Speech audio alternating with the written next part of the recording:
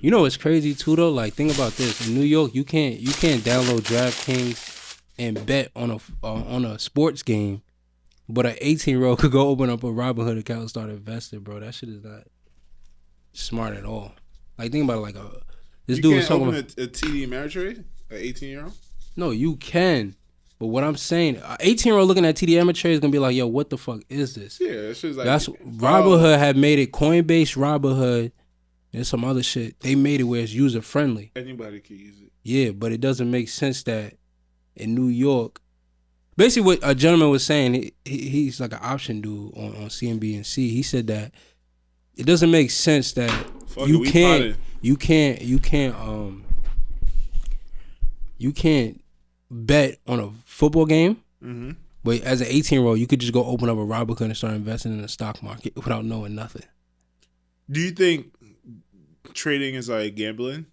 Yeah, because if that's what he said. Yo, bro, when Robinhood is down, people go on to DraftKings and shit like that. Wait, what? When Robinhood is down or freezes, where do people go? They'll go to Coinbase, which is another format of just cryptocurrency, just because cryptocurrency goes 24/7. So you can always look at your shit. Or they go on DraftKings, or where they could bet on basketball games, football games, hockey games, players, like anything they want. That's what people do. So it's all betting. People utilize Robinhood, majority of these youngins, because of like options, puts and calls, which is really was created for a long-term investor to look at it as like this. Like, yo, you long-term investing in Apple, right? You know it's going to rise, but you feel like this week it might downturn, right? Okay, so go put a put on it. What's that? Explain that to me. So a put is like betting that the stock's going to go down. So you already hold the stock. You own the stock, but now you're betting for it to go down. Betting to go down, so you can make money on the stock. So basically, it's insurance on your long-term hold. You understand what I'm saying? So you long-term holding it, right? It has been going up. Some bad news comes out, right, and it really affects the stock. So you're like, yo, I could just put insurance on it and be like, yo, I'm going to bet that it goes down. So when it goes down, you still make money. You understand what I'm saying? But also a lot of people don't understand that when you do the puts and calls, people have to buy it. They have to buy the order you have put in. If they don't buy it, you could lose out all the money, or you wait another week to see if someone buys it. So I did one on the Dow Jones 300. The first time it was like $20. I'm like, yo, I'm just gonna take my money, like, because I don't really know the Dow Jones like that. So I had betted that the Dow Jones was gonna go down. Right? I did it. You know what? Let me rewind, because I did bet on it going down. There's a thing, it's called hedging. So there's another stock that is the opposite of another stock. So a perfect example, I think, is gold used to be the opposite of what the S&P 500 used to do.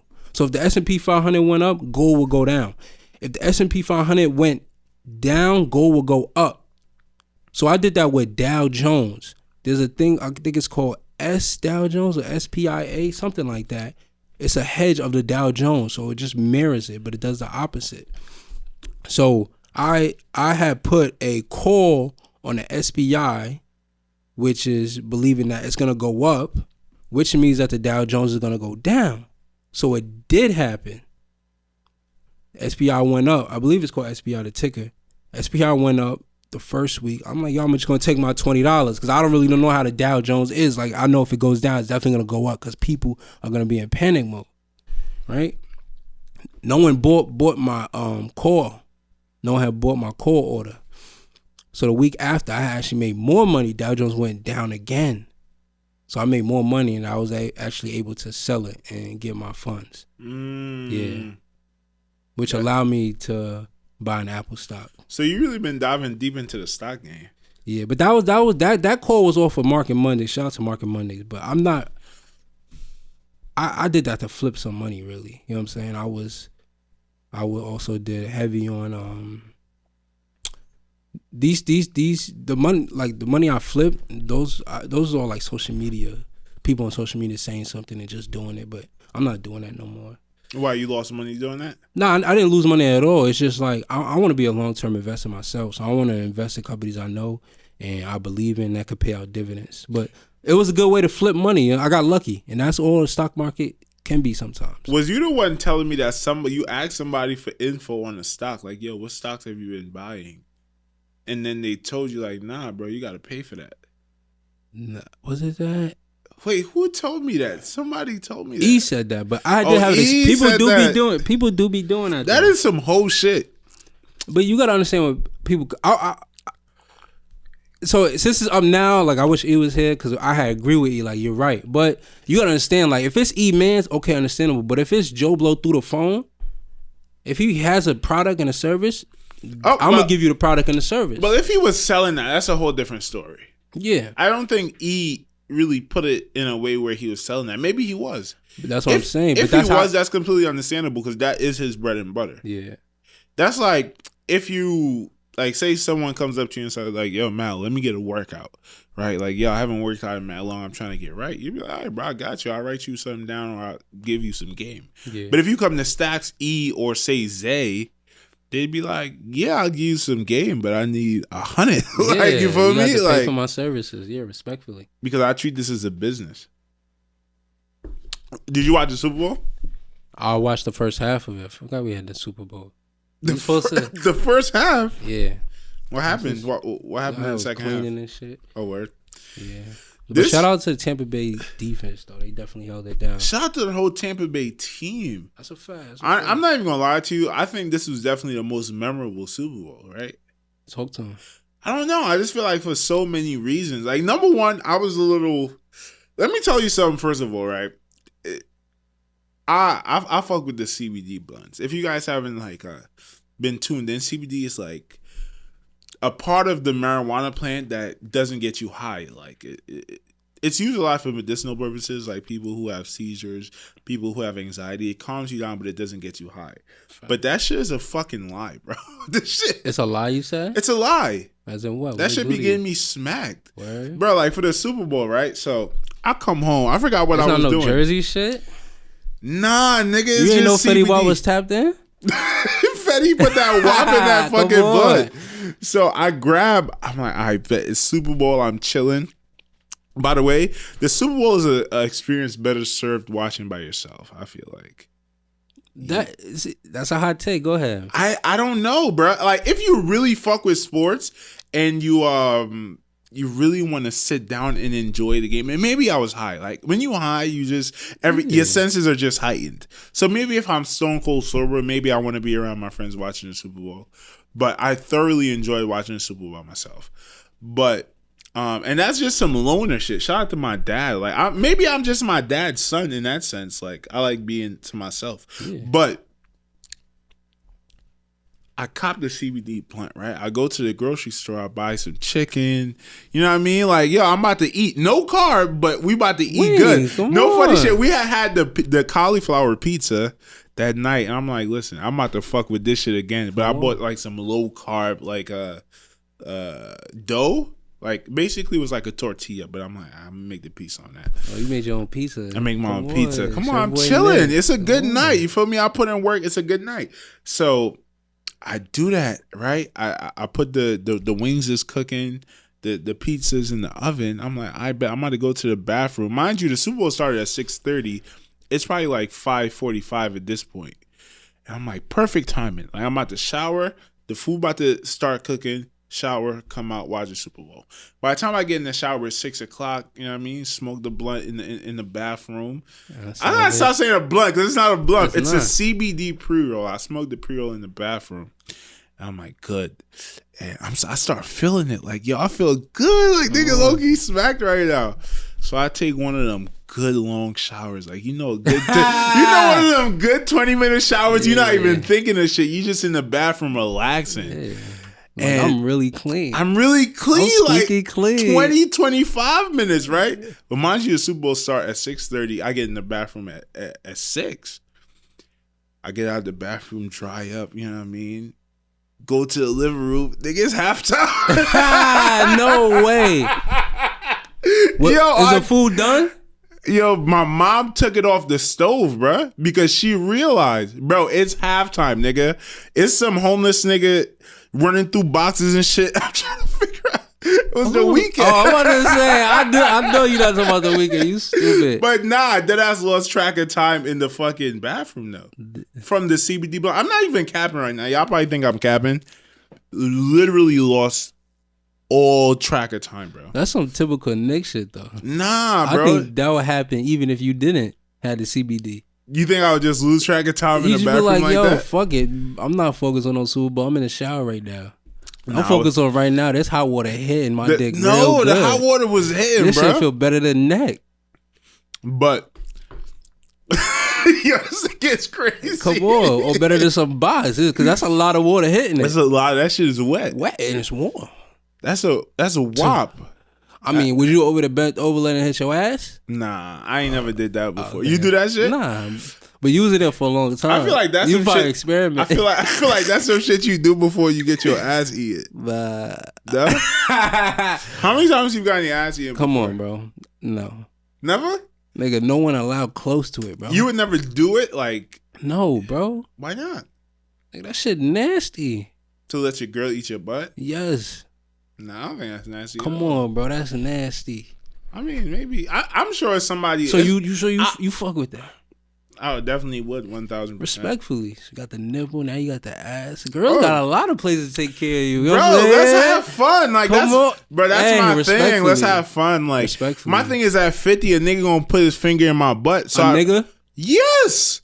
Oh yeah, Because you want to have a colonoscopy, so I'd rather have my girl do it first. Hey, You respectfully. just can't have no big knuckles. Like, my thing is, you got 3 little separation of knuckles. If you don't go past the second one, I think Charlamagne the God said this, you're not gay. If it don't go past the second one, nigga, you not gay. But hold on, after your third colonoscopy, the nigga about to put 4 fingers in there. Whoa. That shit about to be loose now. He about to gate me out. Come on, he about to gate you out. Yo, no funny shit. But by the way, shout out to Jay West. I don't think we did like a post interview shout out for him. Yeah, big shout out to Jay West. Bro, man. that Make was sure you tune into that. I hate hearing like us talk. Like it's one of my pet peeves. Like if I hear the Nick and Mal show playing, like sometimes you'll be working on a clip, I hear it, I start cringing, or my mom will be playing it in the house. It's annoying, but sometimes I do get into a mood where like, oh, I want to listen to a Nick and Mal episode, like a fan. No funny shit. And objectively speaking, I think Jay West was our best episode thus far. Respectfully, why you say that? Talk to him. It was so smooth. It was and maybe I'm looking at it from the perspective of the person doing the podcast and how we steered the conversations, how I introduced it and stuff like that. But with all of those things combined and the topic matters we were hitting, straight good conversations, but also giving a lot of game. Like we talked about colonoscopies, we talked about having a job, we talked about life and death. Like it was just good conversation and it flowed beautifully. That was straight vibes. You know what I'm saying? And you know what I like about those two? Because Jay West our boy, right? And we've been, y'all don't know the history. I don't know if we said on the episode, but in 2019, me, Nick, Jay West, and Balla would have a call at the end of every month. We did it for like the first 3 months. 2020, yeah. And basically it was like an update of what you doing, how you doing it, what progress have you made, and all of that. And then pandemic happened, and then when pandemic first happened, your first mindset is like, yo, play it safe. Don't do nothing. As in, like, you could read and all of that, but don't be going out and shit. So, motherfuckers just like, all right, but we have figured motherfuckers not doing that. Let's not even blame it on the pandemic. I just feel like it was one of those things that we went into with a full head of steam, and it just kind of fizzled out. Yeah, but hey, look at it like this. That's life. That's what you're supposed to do. Try something and don't do it. Cause stop thinking about shit. But even look at this, right? I mean, for us specifically, I would say we had a very successful 2020. We started off a business that is going to take us through our lives. Come on, talk nice. But I'm sure Jay West seems like he's in a really good place in his life. Balla seems like he's in a pretty good place in his life. Hey, you see? And that just shows the mindset we were in, like as young men struggling, right? Wow. We're all struggling mentally, physically, whatever. But it shows that we made strides. Wow. And 2021 is probably going to be That's even hashtag better. facts right there. Hashtag facts. But so that's the history of us, like Nick knowing Jay West. I grew up with Jay West basically, but having Jay West on the show, him talk the way he talked, you know what I'm saying? He came on here and performed. We performed. But like, it's only gonna get better. You know what I'm saying? Because now you got the resume of being here. Now we, you know what I'm saying, we could crack the jokes. You know, and me going off of that too is like I was talking to one lady. I'm like, yo, anyone that's like too professional, they got a funny side to them. You know what I'm saying? Absolutely. So you might not crack it the first time you meet them, but the second time you meet them, now let's have fun. Because now we know how to play together. Because so Jay West walking in here, I mean, Jay West knows you, so it's a little bit different. But for example, someone we never met, or like say me, you, and Chris, you barely met Chris, right? He comes in, we're thinking like, damn, we got to get to know this guy and build a rapport. He's thinking the same thing. And that kind of takes a lot of energy out of it. As opposed to the second time we meet where it's like, yo, I already know Chris. Let's actually, like, Chris, what's up? Like, I see you on IG, you know what I mean? And the vibe is good. And that's one thing I wanted to say. And this is a tip for all y'all podcasters out there. And this is a tip for us. Like, when we really start, when this becomes our full-time job, we need, like, hashtag facts. Hashtag facts. When motherfuckers come to do an interview, we chilling with them all day and the interview later on in the day. Yeah. That's what More Than an Athlete does. And that's why their conversation, like, it matters. Like, the energy between y'all and the familiarity, it matters when you sit down for an interview with someone.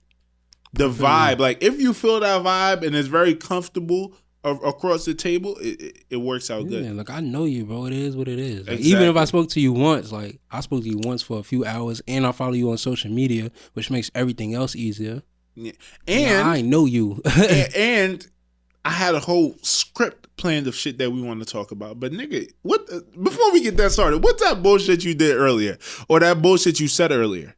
Whatever. Like, no. I'm saying, like, okay. Yeah. Like, that's for the example, vibe of it. Like, for example, Jay West. Another reason why the Jay West interview was dope. I had we had a whole set of questions planned to start off the interview, and then he comes in, he chills for like 30 minutes, and then we ended up talking about colonoscopies, and we start the podcast that way, and it was a great start. You feel me? Ooh. So, shout out to Jay West. You definitely have my favorite Nick and Mal show episode, and I think that's for a reason. Number one, he kind of studies the show, so he already knows the tempo, and it was very smooth how we all talked in concert with each other. But also, he's a smart dude, and he could speak well and explain himself well. That's a perfect example of Jay West right there. So big shout out to Jay West, because he always listening weekly, day in, day out. Bow. On the show. But also, let's back to the Super Bowl, right? A couple things about the Super Bowl. Number one, as I said, like, it was just fun. Like, it was just so many things, bro. Like, I think this is the most.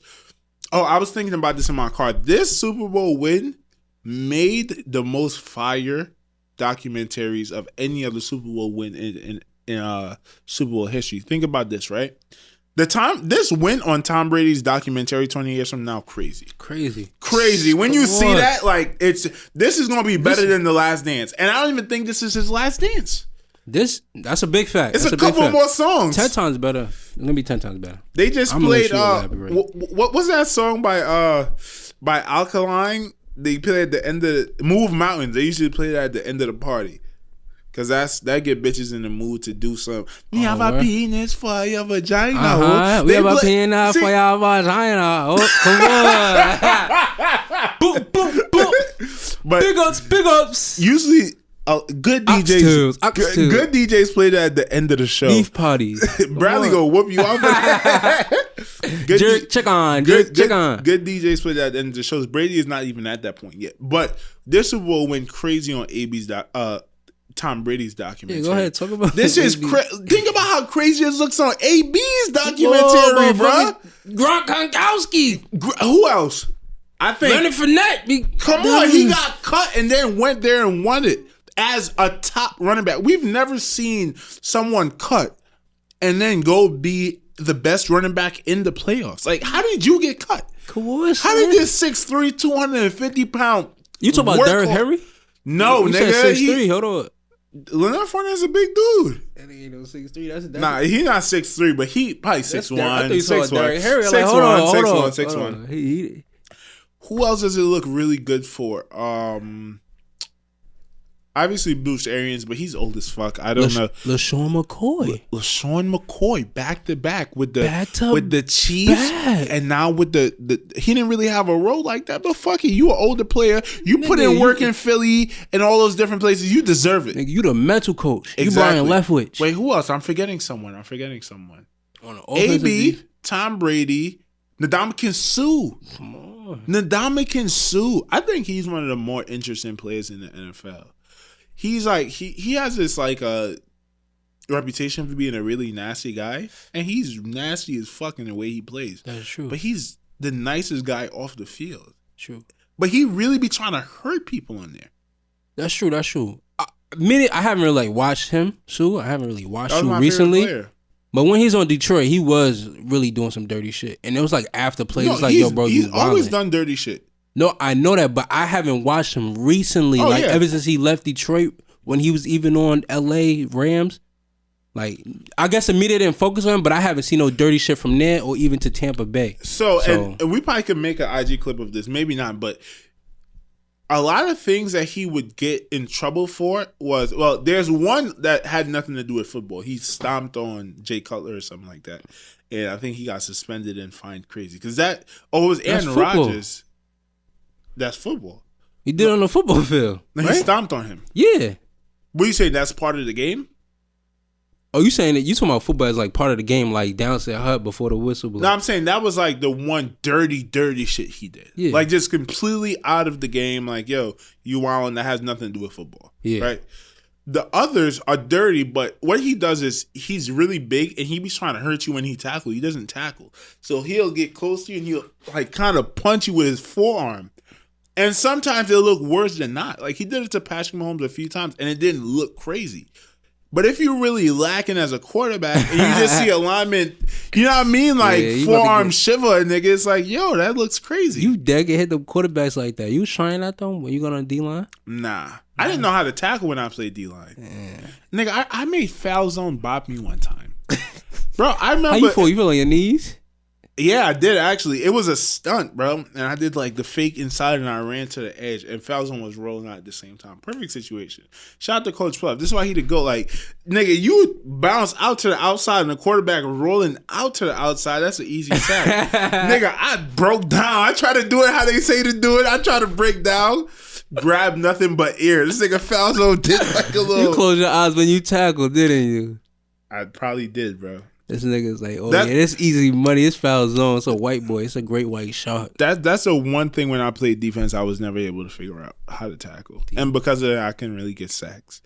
Because sacks are beautiful, but once you realize you have a free, it's just you and the quarterback in the backfield, like shit get a little hazy. Hell yeah. It's like, oh shit, you don't believe it. It's like, yo, this nigga right here. Like, it's like, it's Christmas early. It's like whoever you dreaming of, you know what I'm saying? Because I know a lot of y'all, you know what I'm saying? Y'all be seeing it. And she just let you spank it. Oh, word? It's you know what I'm saying? You like, yo, I be seeing you. Now you right here, you just busting it? Nah. Can you talk about that? I mean, you've had a past before your girlfriend. Like, you... Oh, like, nah. I'm really just saying, like I'm really talking about you. Like, you see bitches on IG? This nigga is funny as Nah, no funny shit, though. But you ever get some cheeks and it's like, yo, I can't... Like, it was this easy? Like, how the fuck am I here right now? Like... Nah. Like, no funny shit. Like, you talk to shorties on Tinder, right? You talk to shorty on Tinder, be like, yo, come through, chill. And they hit you with the, I'll come, but we're not having sex. 30 minutes later, it's like, wait. Nigga, 5 minutes later, what are you talking about? Like, I was prepared to really chill and watch a movie. Yeah. Like, you on some wacky shit. Nah. Yeah, you're doing lock right now. What are you talking about? Nah, but, Who else? But that's basically it. Tom Brady, AB, Ndamukong Suh, Gronkowski. Oh, JPP too. JPP. This dude won a Super Bowl, was one of the best DNs, lost two of his fucking fingers, bro. Then come back and he's arguably the best or second best player on that defense to win another Super Bowl. Maybe one of the oldest too. 6'5", he's up there. He's up there. Dude. He's up there. He played like a beast. You know him and Kodak from the same hood? For real? Yeah, shout out. Where they from? And they both Haitian. Pompano Beach, Florida. Shout out to Pompano Beach, Florida. Big ups. Shout out to all the Zoes out there. All the fucking Zoes, man. You know what I'm saying? I want to talk about Kodak in a little bit too. But how do you feel about people now? You know, the discussion is going to come up about who's greater, Tom Brady or Bill Belichick? Who was more responsible for that Patriots dynasty? For that Patriots dynasty, honestly, I'm gonna give it to Bill Belichick too, because it's a whole organization. You know what I'm saying? And that's the thing, bro. People be crediting Tom Brady for the Super Bowl when even the NFC Championship, but yet again, he threw 3 picks in the NFC Championship. Who held it down? That defense. That defense. That's what they say. Offense wins games, defense wins championships. Well, defense won the NFC Championship and they won the Super Bowl. You understand what I'm saying? They held the Chiefs. I would say it was a joint effort in the Super Bowl. They put up 30-something points. Yeah, understandable. But if your D-line's making motherfuckers going 3 and out, come on, bro. Right. It's Patrick Mahomes. Help the Patrick offense Mahomes out, right? with Tyreek Hill, Travis Kelce, and all the other targets they got. And they had a run game throughout the whole season. That D-line did what they needed to do. Devin White did what he needed to do. That whole defense did what they needed to do. You understand what I'm 100%. saying? So they're going to give Tom Brady respect because this is his 10th time probably in the Super Bowl and his 7th ring. You understand what I'm saying? Mm-hmm. So the reason why I'm going to give Bill Belichick his respect over there at the Patriots because it's a team game. You know what I'm saying? He's not having the top picks. It is Tom Brady at the end of the day, right? But you got to play Tom Brady defenses are holding shit down too. You're not getting any top picks. You have a strategy on a defensive strategy to stop the other team, which always works. And you also get these unknown white slot receivers. Bro, this is a hot take, bro. Shout out to some dude that was giving me the gems about why. These white motherfuckers. Bro, think about it, bro. When you look at offenses now, who plays the slot? It's a tight end nowadays. What the Pats had, the Pats had true white slots that didn't give a fuck and were taking risks for Tom Brady. Yo, just run a slant, catch the fucking ball, do what you need to do. All these 3 white slots, Danny Amendola, Wes Welker, Julian Edelman, were taking bullets. There was Tom Brady bulletproof vest. Because he would put them in like risky situations to get hit. I'm gonna throw you the fucking ball. You gonna know you about to get spanked, bro. Yo, that's crazy. So did they find a way to incorporate crazy white boyness into football on the offensive side? Yes, bro. Because Tyreek Hill don't play slot. If Tyreek go and play the slot, he running outside. OBJ is not going across the middle knowing that fucking Ray Lewis about to take his top off. But them white dudes, those 3 white dudes I just said, about to do that for Tom Brady. That's another aspect why they was great. You understand what I'm saying? Who thought of that? So, and hold on. So just one thing I want to say about Bill Belichick and his staff though, he's like who's the Alabama coach? Nick Saban. He's like the Nick Saban of the NFL, bro. His coaches are getting hired somewhere else to go be head coaches somewhere. I would say Nick they don't Saban do too is good. Belichick of college football. Well, yeah, basically. And but you know what I'm saying? He's getting new staff too because motherfuckers gonna get hired. Yeah. So that's why I'm gonna give him his respect. Which is the hardest part about what Bill Belichick and Nick Saban does. They win so much. All of their I think that the head guy of the Texas organization right now, and fact check me if I'm wrong, he was the Patriots character coach. The head guy, the president of the Texas organization. Oh, okay. He doesn't look really good right now because Texas is in fucking shambles. Yeah, racist. They racist? But fuck it, we get back to that though. But he was a character coach for the Patriots, and now he's the head of an organization. So like literally, the fact that him and Nick Saban are able to replace so many people and keep the Patriot way or the Alabama way going is truly amazing, right? And it absolutely proves that they're the reason that this is happening. My take on Tom Brady and Bill Belichick, as far as the competition, I think I kind of explained this to you, was I think that it's such a weird situation. Now, I want to explain this perfectly. In life, you have people that compete, right? And for example, perfect example, 2 separate teams compete, right? And they compete against each other and they try to kill each other, right? And if you win, I lose. If I win, you lose. Someone wins, someone loses. even when you have people on the same team, for example, like let's say you have a group. This is the reason why a lot of rap groups break up is because they're all gunning for the same thing. They're all gunning to be the best. And in a group like that, it doesn't work out because they start clashing heads and you start like, yo, fuck it. It's his verse, but I'm about to go hard and I'm about to cut off his verse. Like, it doesn't make for a good product. I think Tom Brady and Bill Belichick, the reason why they won 6, I think they're both the GOATs. The reason why they won 6 is because they were competing with each other the entire time they were with the Patriots. What do I mean by that? Tom Brady was sitting, and this is why it worked out perfectly.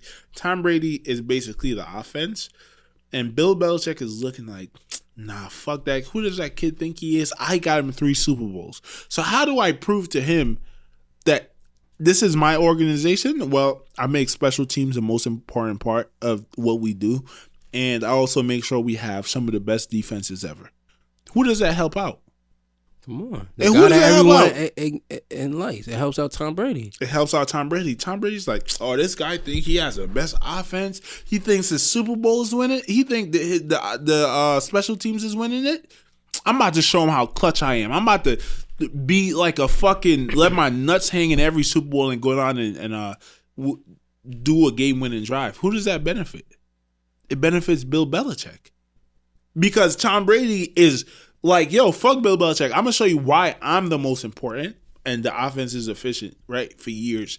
Bill Belichick is like, bro, I'm going to show you why we're more important because we're going to hold the Rams to 3 points in the Super Bowl. You get what I'm saying? Yeah. And it literally helps them out. And they make each other great by trying to prove that they're greater than the other. I see what you're saying. But it never clashes because they're on opposite sides of the football. It would be different if Bill Belichick was the offensive coordinator. You understand what I'm saying? That's a fact. So literally, I think that's why they great, bro. I think you put 2 GOATs in a situation where they're constantly competing against each other, and the more competitive they get, it helps out the other person. That's how the fuck you win 6 Super Bowls in a row. That's a big fact. But big shout out to Todd Bowles. I think that's his name, Todd Bowles. So he's the defensive coordinator of the Tampa Bay Buccaneers. Was he the head coach of the Jets? Yeah, Todd Bowles was just a Hey, my brother. Hey. I think he also had another head coach position, if I'm not mistaken, but maybe I'm wrong.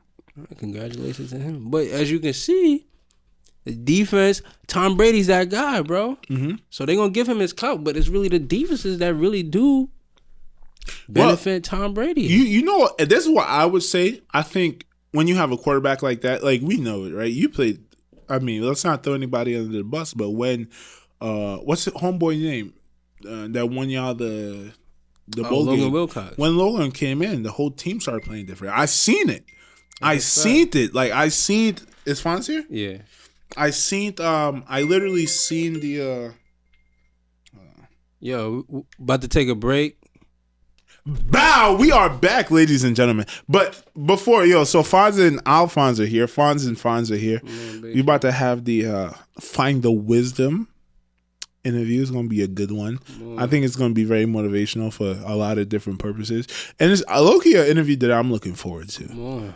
Cause I'm just looking to learn. I'm trying to see where Fonz hedges at because he's a truly interesting guy. Yeah, I never actually had to sit down and understand Fonz. You know what I'm saying?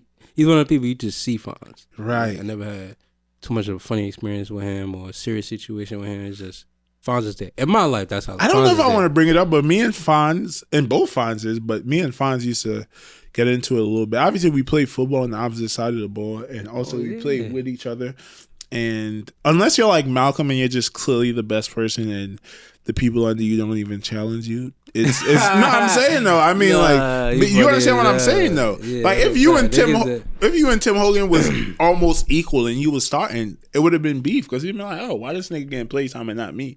Yeah. But when you clearly the best, niggas don't even try you like that. You feel me? Chill.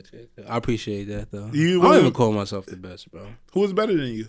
Marcus Lilly was pretty good. He was amazing. A motherfucker came. Hey, we was about to run shuttles. Motherfucker was like, "Oh, this nigga. We run 300 shuttles. He's running 150 shuttles during the summer. And I don't know how many he ran. It looked like he didn't even run 2. I mean, hey, Yo, I'm gonna give this up right now. I definitely cheated on a few shuttles. I definitely cheated. How many bro, it was one shuttle, bro. I think I trained all summer. I don't know what happened. It was when we was working construction. Oh yeah. I wasn't running. So I came in, I'm like, I bench way more than I ever benched. I'm like, bro, I'm in shape. Start running the shuttle, right? Mind you, when we left, I was like 240, fittest I've ever been. So I think people were expecting me, the coaches at least was expecting me to body it. I was running so slow, bro, that when I got on my fifth one, it was timed, like time-wise, it would be the sixth. And the coaches did not expect me to be running so bad. So I just finished and act like it was my last one, bro. My son got up and said, oh, that shit hard as fuck, coach. That shit was bad. I'm tired as fuck. That's how I was, bro. I think I laid down after that. I'm like, yo, I can't do this. Yeah, bro. But fuck it, though. You know what's crazy, bro? The lightest I weighed playing football in college was 175, and I failed the shuttle. That I came in 10 pounds heavier. Obviously a lot fitter. Senior and passed it. That shuttle was a weird thing, wasn't it? Yeah, it's bad. You can never really tell. I mean, unless you're a receiver, bro. Yeah, that's what I'm saying. It's receiver, DB, but or fast ass running back. You can never really tell how you're gonna perform. That's like you feel like you're ready, but you start running, and is it more mental than physical? Definitely more mental, because I ain't gonna lie, bro. Like when I freshman year, like going into freshman year, I was running the shuttle like almost every day. Make sure I ran it every week. But then as I got older, I'll run like gassers or shit, longer distance or dividers when you run to the hash back, the other hashing back, and the other sideline and back. Like I wouldn't even run the shuttle like that. And I was getting better times. Yeah. It's definitely a mental game. Maybe it's something that you eat, because like I said, bro, it was one time where I did not even. When I was living with Jawan and them that one summer, never even came close to passing the shuttle, where I was doing it by myself. And then I got in, mind you, I was like 300, not 300, I was like 290. Came in and I bodied it, both of them, right? And then the next year I came in 60 pounds lighter and couldn't pass it. It's a weird thing. Yeah. Maybe it's something that you eat before that helps your blood retain more oxygen. I don't know. It's probably the atmosphere, bro. You're going to perform. You know what I'm saying? You be like, yo, I did train for it. Like, all right, if I run with this person, that gives you a, like, think about it. If you played a game with no one watching, but if there was bad people there, how would you perform? You might perform better. That's a fact.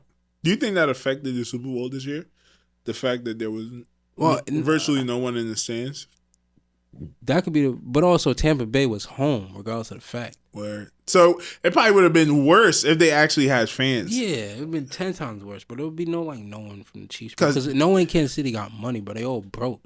I don't even know what Kansas is. That's what I'm saying, bro. All I know is about the barbecue sauce and the stylist. What is Kansas City by St. Louis? Like, I don't even know. I think St. Louis is in Kansas City. Exactly, bro. It's Kansas City. All I know is about St. Louis style ribs and the St. Louis Rams. And they not even there. And Nelly, right there. Yo, you like kind of look like Nelly a little bit. Hey, that's a good, because he fucking. Hey, I shouldn't be saying. Where's Nelly at? Making money somehow, some way. He's an actor. Come on, my son's on the longest yard, toting that bitch. See, I am Nelly. Guess right now. I am Nelly. I was toting that bitch. Guess right now. What's Nelly's net worth? $500 million. It's not even close to that. What do you think? I don't even believe in net worth. No cap, bro. Bro, realistically, what do you think his net worth is? $10 million. 60. But I would think that he's up. But 60 is a lot of money. That's a lot of money. That's a lot of money. That's a lot of money. Motherfuckers would die to get 60 million right now. You know what I'm saying? I know motherfuckers that would jump off a bridge and not get to 60, but act like they about to get to 60. Think they gonna survive it. I just realized Nelly is the only rapper that looks like an R&B singer. He is an R&B singer. No, he's not. Yes, he is. He got a song with a country singer. Yeah, he got a country song. Come on. He's from St. Louis. You can't tell me he's not a singer? No, he's a weird rapper. Yeah, his maker. His son is a rapper too. That's how it go. I don't know why they be making their sons. Nelly Jr. Yeah, word. You gotta look. Like, why don't they just... As people making all that money and you around all these type of business people, you look at your son and say, yo, I want you to be a rapper. But I think the kids want to do it. Not a venture capitalist. That's what I'm saying. But I think the kids want to do it though. Fact. So I was watching a video with Kodak and his son when Kodak always takes his sons to the shows, and when he performs, his son always like comes and yanks on his shirt and like grabs the mic from him, and his son literally starts singing. Imagine his son's like 4 years old. Exactly. He sees. He's like, I want to do what Daddy doing. What if Kodak's son becomes the real GOAT? Has anyone who will he be the first? What do you mean? Will he be the first someone's son who to become an actual good rapper? Motherfuckers jack Jaden Smith, but niggas don't really jack Will Smith as a rapper. Not in this generation. Bro. Not a rapper. Yeah, he's a model. Will Smith, right? Yeah, bro. He's an entertainer. Even his music was more entertainment than rap. You know what it is also too? It's like he don't make music for the streets, really, I would say. You know what I'm saying? And I don't come from it, but you understand what I'm... Yo, Guala talking for the streets. I'm like Lil Durk, come on. Nah, but you understand where I'm coming from, though? Like, you be cutting it up in quorum? Come on. But you understand where I'm coming from? I never thought I would heard Guala talk for the street. What I'm saying is, like, if Will Smith drops something, it's for everyone. There's no his look is not someone from the streets is not gonna be like, yo, I'm bumping Will Smith. This shit go hard. Like his hit song was called "Parents Just Don't Understand." Exactly, bro. That's for all the white kids. What would the name of that song be if he was a hood nigga? I don't even know. They don't understand. Don't understand. Yo, let's do that. Let's. Will Smith. Understand. Will Smith is a gangster. Who is this? Will Smith is a gangster, and you have to remake that song. Parents Just Don't Understand. Let's make that. We got to make that into a skit. Where I don't know what it would be called though. Don't understand. Who don't understand? But no one would know. In the song, they would know. Crackers don't understand. Are you allowed to say cracker in the Cephalo household? Bro, we ain't bringing none of that in here. You know what I'm saying? Names, nothing. That's not what's going on. We're not letting that slide. What? You know what I'm saying? No names, nothing is sliding in here. So, but yo, so Bumble went public. If you don't know what Bumble is, I'm pretty sure a lot of you motherfuckers know what Bumble is. I don't know what Bumble is at all. Okay, bro. What is Bumble, nigga? Bumble is... Are you allowed to say some shit like that, though, in front of white people? But Bumble... Are you allowed to say some shit like that in front of white people? Went public. That question, I mean, I would not say it. Why not? But I'm saying as a black person, I don't think that's taboo to say cracker. I mean, it's funny if you hang around with your friends. Yeah, it's not nothing wrong with like, yo, what's up, my crackers? Yeah, what's up, cracker? Yeah, but yeah. So like you would say, I can see you saying it. You going to the foul zone. Nigga, I asked you if you can say it, motherfucker. And I said, yeah, if I'm hanging on with boys as a joke, I would say it. But I said I would see you saying it though, like just pull out the foul zone. What's up, my crackers? I say nigga, I say cracker. I don't care if a cracker say nigga. That's a fact. You feel me? But yeah, Bumble's like Tinder. But what is it? Like girls swipe for you, some shit like that. But Bumble had went public, right? Hit the fucking stock market. The CEO, Whitney Wolfe Herd, is now a billionaire. All right, we be back. Bow. We are back, y'all. As I told y'all, Fonz is in here. By the way, both of the Fonzes are in the building right now. Where's the camera at? Nah, it's not on you, brother. It's not on you. Why, you not trying to be on cam? I didn't know I was doing all that. But yeah, let me just finish up what I was saying. So Bumble just went public. Whitney Wolfe Herd, the CEO, is now a billionaire because of this shit. I think it dropped out at like $70. My thoughts on it, like, I don't give a fuck about this shit, but I know a lot of young kids be on this shit, and they do pay for the services to see who be watching them. I think that's the difference between Tinder and Bumble, right? That you have to pay for Bumble and not Tinder. No, you don't have to pay for none of them. You could pay for Tinder too, but Tinder's better because it's more services. Like you could go like university and shit like that. You could do friends groups, I believe, with Tinder. But me personally, I'm saying like I mean, I'm not gonna do my research on Bumble. I really don't give a fuck about Bumble, but I just wanted to drop that information that Bumble did go public. So if you have Bumble and you know a lot of your friends have Bumble, then you could look into investing in it. And it has been for a company that is dropping, like big companies like that is going public, immediately are making a lot of money, and the banks get a lot of that money in the beginning process. So big shout out Airbnb came out like $70 now like $212. Those big fees. Yo, be easy on that side. The banks is getting, the big bread from that. So like I said, bro, if you young and you got Bumble or you know a lot of people got Bumble, go ahead, invest in it. Me on my side, I'm not doing shit with Bumble. I don't give a fuck. And that's it. You are a man in a happy relationship. Bumble serves no purpose to you. It serves no purpose, and I don't feel like doing research on Bumble. Right. So I don't give a fuck. But research happening. Ladies and gentlemen, I think that's it right now. Definitely look forward to the Fonz interview. It's going to be a great one, and yeah. Spit out. Bow. We out. Ever told on a nigga? No. Ever squeezed the trigger? Yeah. Ever set a nigga up? No. Ever helped a brother out when he was down?